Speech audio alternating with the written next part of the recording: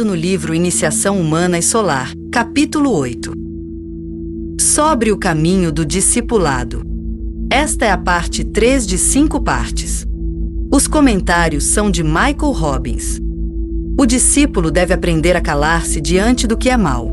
Ele deve aprender a ficar em silêncio diante dos sofrimentos do mundo, não perdendo tempo com queixas inúteis e demonstrações tristes, mas levantando o fardo do mundo, trabalhando e não desperdiçando energia conversando. Contudo, ele deve falar onde for necessário encorajamento, usando a língua para fins construtivos, expressando a força do amor do mundo, como pode fluir através dele, onde servirá melhor para aliviar ou levantar um fardo, lembrando que à medida que a raça avança, o elemento de amor entre os sexos e sua expressão será traduzido para um plano superior. Então, através da palavra falada, e não através da expressão do plano físico como agora, virá a realização desse amor verdadeiro que une aqueles que são no serviço e na aspiração. Então o amor entre as unidades da família humana assumirá a forma da utilização da fala com o propósito de criar em todos os planos, e a energia que agora, na maioria, encontra expressão através dos centros inferiores ou geradores, será transladada para o centro da garganta. Este é ainda um ideal distante, mas mesmo agora alguns podem visualizar esse ideal e procurar, através do serviço unido, da cooperação amorosa e da unidade em aspiração, pensamento e esforço, dar forma a ele, mesmo embora de forma inadequada. Comentário. A primeira frase deste parágrafo requer ponderação. Certamente não é por medo ou por covardia que o discípulo se cala, mas ele não perde tempo reclamando e lamentando. Seu silêncio é uma resposta construtiva. Ele trabalha subjetivamente para ajudar a situação difícil, abençoando, restaurando, fortalecendo, enviando energia corretiva, em vez de reagir. Seu silêncio pode ser mal interpretado como falta de cuidado, mas é exatamente o oposto. Surge do cuidado profundo e da busca de ajuda imediata. Ele imediatamente começa a levantar o fardo do mundo, trabalhando e sem desperdiçar energia em conversas. Sua ação pode ser subjetiva ou objetiva, mas visa a melhoria. No entanto, há momentos em que a coragem exigirá que ele fale, se falar puder fazer algum bem. Nesses momentos, o verdadeiro discípulo falará mesmo que possa haver consequências desagradáveis para ele pessoalmente. Alguns tipos de discurso construtivo seguirão as linhas do primeiro raio, mas o tipo de discurso que o mestre DK discute aqui tem o propósito de transmitir a energia do amor através da palavra falada. A fala pode, de fato, expressar a energia do amor e assim contribuir para a construção do mundo. Bem, podemos ponderar sobre o alívio de fardos por meio de palavras amorosas. DK aponta para uma forma futura de criatividade entre os sexos. O amor entre os sexos é agora muitas vezes expresso através da forte ativação do centro sacro e do plexo solar. Mais tarde, o coração e a garganta serão aliados para a expressão do amor. Na verdade, todos os centros acima do diafragma estarão envolvidos. Alguns poetas já entendem isso e produzem poemas de amor de grande beleza. Quando ambos os membros de um casal têm inclinações poéticas, eles terão alguma compreensão do tipo de troca de energia aqui sugerida. Eventualmente, as palavras serão muito mais poderosas e criativas do que são agora. Um homem e uma mulher serão capazes de combinar palavras amorosas e harmoniosas de forma tão mágica que, através dessas palavras, provavelmente cantadas, serão capazes de criar um veículo de manifestação para uma alma com a intenção de reencarnar. Esse tempo está muito à frente. As leis da fala, do som, da cor e da matéria terão de ser completamente compreendidas, e a raça terá de ser polarizada de uma forma totalmente mais elevada. Mestre DK fala das uniões amorosas e cheias de alma do futuro. Os atos de amor serão verbais e sonoros e não físicos. Ainda hoje, quando duas pessoas falam uma com a outra com amor, ou, como na ópera ou no teatro musical, cantam uma com a outra com amor, pode-se obter algum vislumbre das possibilidades distantes. Notamos que DK não está falando aqui de amor estritamente pessoal. O que une os amantes é mais a sua aspiração mútua e a determinação de servir juntos. De acordo com a intuição, podemos começar a expressar uniões amorosas da palavra já agora. As relações entre os membros da raça humana serão, nas eras muito futuras, baseadas numa nova forma de criatividade mágica, uma criatividade que se aplicará a todos os planos. Obviamente, os principais conflitos que atualmente perturbam a raça humana terão sido resolvidos, porque o homem terá em sua posse poderes criativos que seriam positivamente perigosos se fossem mal utilizados. Manas terá se desenvolvido a um grau quase inconcebível para nós agora, e todos os atos de criatividade serão guiados pela intuição. Na cura esotérica, aprendemos que o centro sacro da humanidade permanecerá poderoso até o final do período evolutivo. Uma das coisas interessantes sobre este centro é que ele deve permanecer sempre um centro poderoso até que 2/3 da humanidade tenham tomado a iniciação, pois os processos geradores devem continuar e permanecer ativos a fim de fornecer corpos para as almas que chegam. Voltando ao texto. Talvez a humanidade não tenha que esperar até que 2/3 tenham tomado a iniciação para que a supercriatividade do seu centro laríngeo emerja, mas isso não acontecerá tão cedo. Talvez na era de Aquário, quando o 7º raio for um fator tão poderoso e tão controlador em relação aos centros da garganta dos discípulos, teremos indicações mais claras das possibilidades futuras. Comentário. Descartes reconhece que estes cenários são ideal distante, mas mantém a esperança de vislumbrar as possibilidades e dar-lhes forma mesmo agora, através do serviço unido, da cooperação amorosa e da unidade na aspiração, no pensamento e no esforço. Podemos perceber que tal criatividade mágica pressupõe um grande grau de amor entre os parceiros criadores ou grupo criador. Nosso treinamento em relações humanas corretas e em consciência de grupo está preparando o caminho. Voltando ao texto. Relações de grupo. O caminho do discípulo é espinhoso, as sarças cercam cada passo dele, e as dificuldades o encontram a cada passo. No entanto, no trilhar o caminho, na superação das dificuldades e na adesão sincera ao bem do grupo, com uma atenção proporcional aos indivíduos e ao seu desenvolvimento evolutivo, finalmente se concretiza, e a obtenção dos objetivos. Um servidor da raça se destaca. Ele é um servidor porque não tem fins próprios para servir, e de seus invólucros inferiores não sai nenhuma vibração que possa desviá-lo do caminho escolhido. Ele serve porque sabe o que há no homem e porque durante muitas vidas trabalhou com indivíduos e grupos, expandindo gradualmente o alcance do seu esforço até reunir ao seu redor aquelas unidades de consciência que ele pode energizar e usar, e através de quem ele pode elaborar os planos de seus superiores. Esse é o objetivo, mas os estágios intermediários estão repletos de dificuldades para todos os que estão à beira da autodescoberta e de se tornarem o próprio caminho. Comentário. O tibetano não apresenta nenhuma imagem rósea ou glamourosa do caminho, do discipulado. O caminho é espinhoso, espinhos e dificuldades a cada passo. Por que os espinhos? O que eles são? Muitas vezes são revelações de verdades dolorosas, quer do ambiente, quer dos reconditos da própria natureza. Essas verdades surpreendem e perturbam a harmonia cultivada pela ignorância. Tais perturbações são intrusões bruscas. Da mesma forma, as inserções acentuadas de karma são esperadas no caminho e, novamente, elas não são anunciadas. A picada de um espinho também chega sem aviso prévio. Ninguém pisa num espinho ou o agarra deliberadamente, a não ser como um ato de sacrifício deliberado, mas sim, aparentemente, por acidente. Assim, no caminho do discipulado são encontradas surpresas agudas, tanto de dentro como de fora. A ideia é que os espinhos estão espalhados no caminho e não podem ser evitados, pois o discípulo deve trilhar o caminho com firmeza, independentemente da possibilidade de dor repentina de fontes anteriormente invisíveis. 4 coisas são esperadas do discípulo: trilhar o caminho para superar dificuldades, aderir sinceramente ao bem do grupo, prestar atenção proporcional aos indivíduos e ao seu desenvolvimento evolutivo. Talvez nossa atenção seja atraída para o termo de coração sincero. Este é um termo cativante, diferente do esperado obstinado. A obstinação talvez seja mais fácil de alcançar. A sinceridade reflete um senso unificado de valores, integridade e nenhuma divisão na natureza do desejo. O discípulo infundido pela alma sabe aquilo a que aspira e não se deixa distrair por atrativos alternativos. O que ele quer é, claro, o bem do grupo. Nenhum desejo egoísta perturba seu profundo desejo de bem-estar e sucesso do grupo.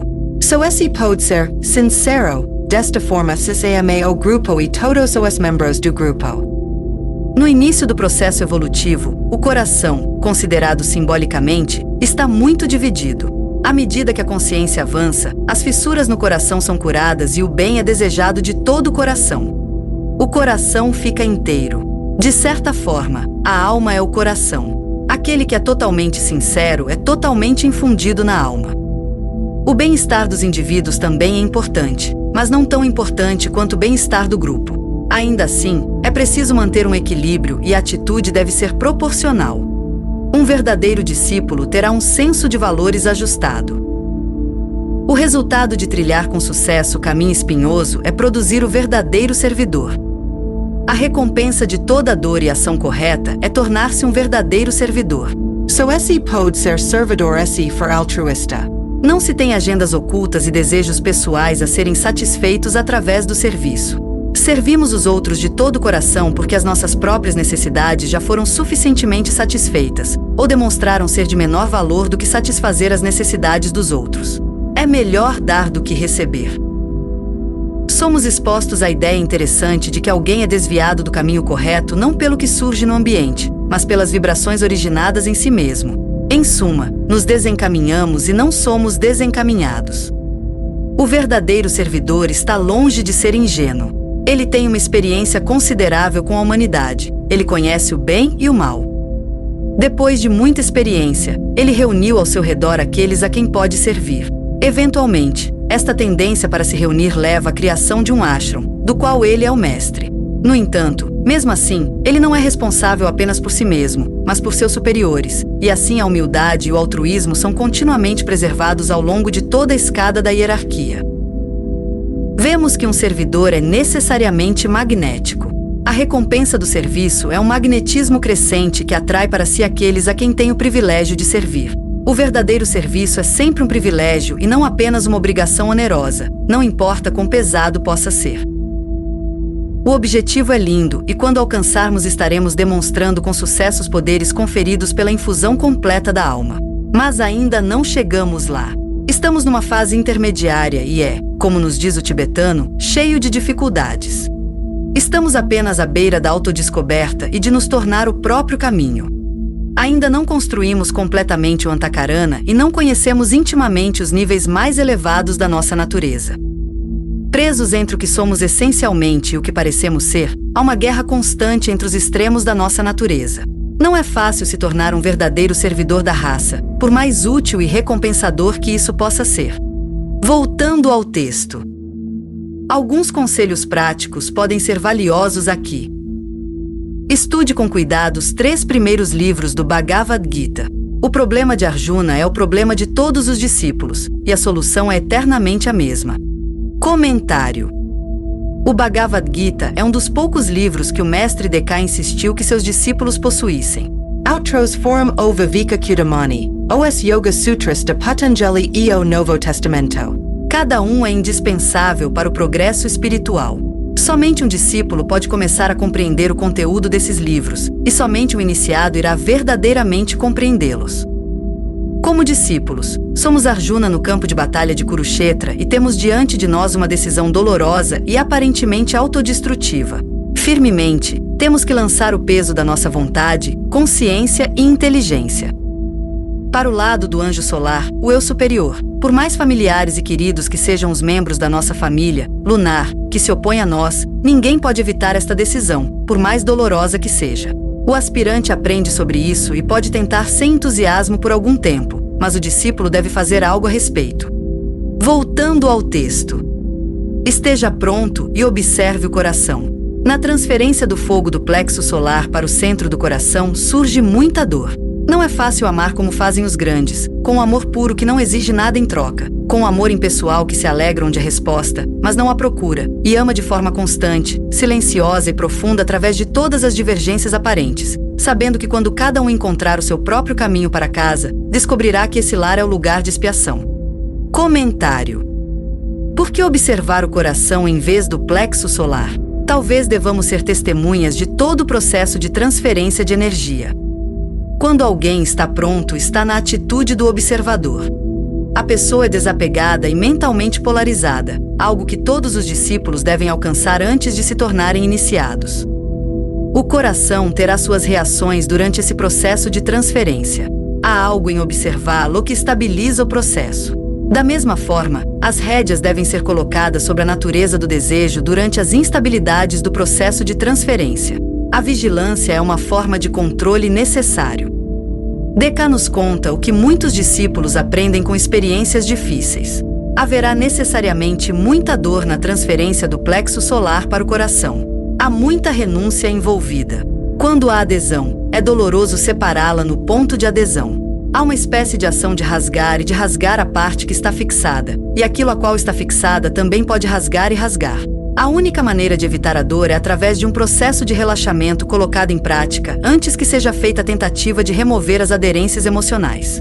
Mas isso raramente é feito e muitas vezes as circunstâncias impulsionadas pelo karma forçam o início do que parece ser um processo prematuro de liberação, com toda a dor que pode ser imaginada. As aderências, é claro, são nossos apegos emocionais e psicológicos, pois Kama Manas está envolvido tanto quanto Kama. O amor do plexo solar adere de maneira apegada, o amor do coração liberta, permanecendo atentamente leal, mas desapegado. O amor do coração permeia e se espalha, encontrando seu caminho naquilo que é amado, mas não adere à superfície de uma forma que só pode levar mais tarde à dor lancinante. Os seres humanos não alcançam facilmente o tipo de amor demonstrado pelos grandes seres, e o tibetano explica por quê. Esse amor não pede nada em troca, pede apenas o privilégio de dar amor. É amor derramado de uma taça transbordante de amor. A fonte do amor foi encontrada e o fluxo começou. Não há nada que o iniciado, nos mistérios do amor, possa fazer senão distribuí-lo tão sabiamente quanto puder. O amor dos grandes é impessoal. É o amor das almas pelas almas, dos espíritos pelos espíritos. Embora todos os espíritos sejam um e mesmo, todas as almas sejam uma. Não use mais o pensamento, a minha alma e a tua. Os grandes seres não amam a personalidade por si só, mas a amam como uma extensão da alma e do espírito. Este amor não é um amor irreal. Se parece amar o irreal, entende o irreal como um aspecto do real. Como poderia dizer o místico que se identifica com o ocultismo, o amor divino revela que todas as coisas estão em Deus. E como Deus é amor, todas as coisas estão nesse amor e não podem ser separadas desse amor. Todas as coisas são Deus e o próprio amor.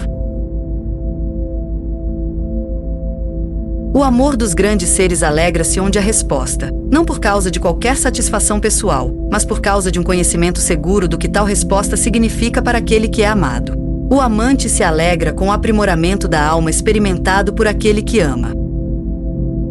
O amor dos grandes é constante, tranquilo, fiel e profundo. É o amor incondicional persistente em todas as divergências.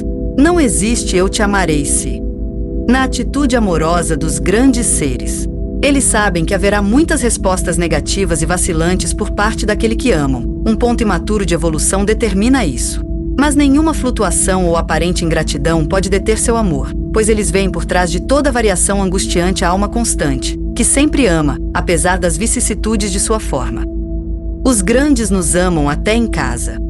Eles nos amam no estado de alma e, eventualmente, no estado de retorno do espírito.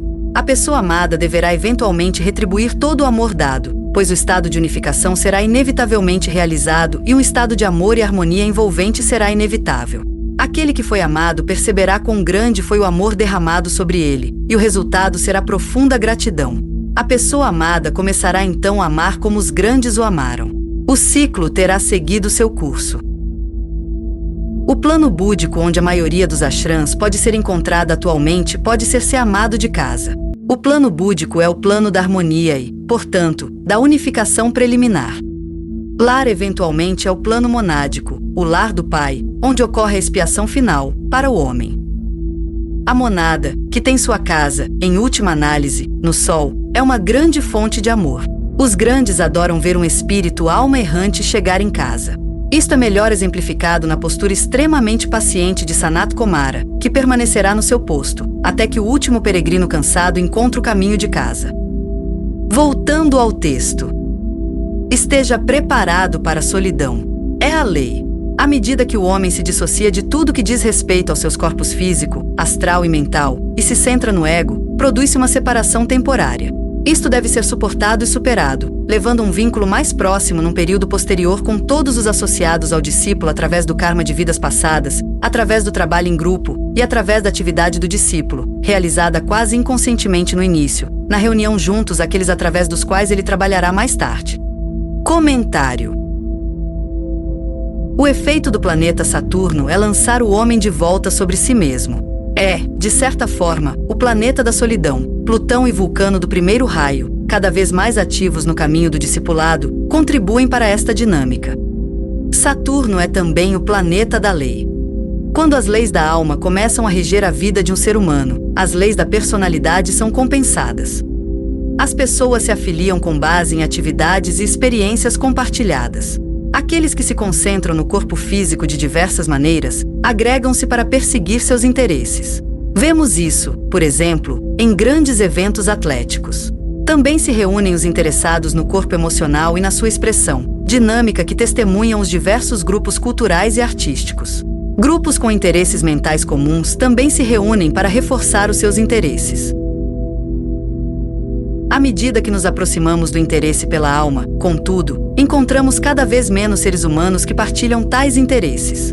A humanidade ainda não está suficientemente desenvolvida para produzir um grande número de pessoas que consideram a alma e o seu mundo de maior interesse do que o corpo, as emoções e a mente. É claro que todos os três veículos estão sempre, até certo ponto, envolvidos, mesmo quando o foco principal pode estar apenas num deles. Por isso, não devemos simplificar demasiado. Mas o mundo da alma não é encontrado nos níveis de manifestação rupa. Em vez disso, entrar no mundo da alma é o primeiro passo para o arupa ou mundo sem forma, e a maioria dos seres humanos simplesmente não está muito interessada. Assim, uma pessoa que entra nesses mundos sem forma não está cercada por muitos de seus semelhantes. Daí a aparente solidão. Provavelmente, à medida que a humanidade evoluir e mais pessoas se interessam pelo eu superior e estão determinadas a aventurar-se nessa direção, haverá menos sensação de solidão. Mas devemos lembrar que os três mundos inferiores são as dimensões vibratórias com as quais o homem se envolveu durante milhões de mundos. Eles são, portanto, os mundos familiares. Quando um homem se afasta deles, ele sente como se estivesse abandonando tudo que lhe é familiar. Portanto, outra razão para a sensação de solidão, mesmo que conheça outras pessoas que estão fazendo o mesmo. Os três veículos inferiores tornaram-se seus familiares e agora ele os deixa para trás e segue em frente por conta própria. Essa aparente solidão deve ser vista pelo que realmente é, uma condição passageira. Dizem-nos que isso deve ser suportado, usando a energia de Vulcano, o planeta da resistência. Mesmo um conhecimento teórico da verdade da situação ajudará o discípulo a suportar o desconforto emocional da solidão necessária. Muitos, quando se interessam por assuntos esotéricos, acabam estudando sós. Ninguém no seu ambiente imediato persegue interesses semelhantes. Mais tarde, eles descobrem aqueles que compartilham tais interesses, pessoas que também têm pensado, estudado e meditado, aparentemente sós. Mestre Descartes nos conta como nos conectamos novamente, mais tarde, com aqueles de quem aparentemente fomos separados por nossas buscas espirituais esotéricas. De duas maneiras principais, encontramos novamente aqueles que estiveram associados a nós através do karma de vidas passadas. Fim da parte 3 de 5.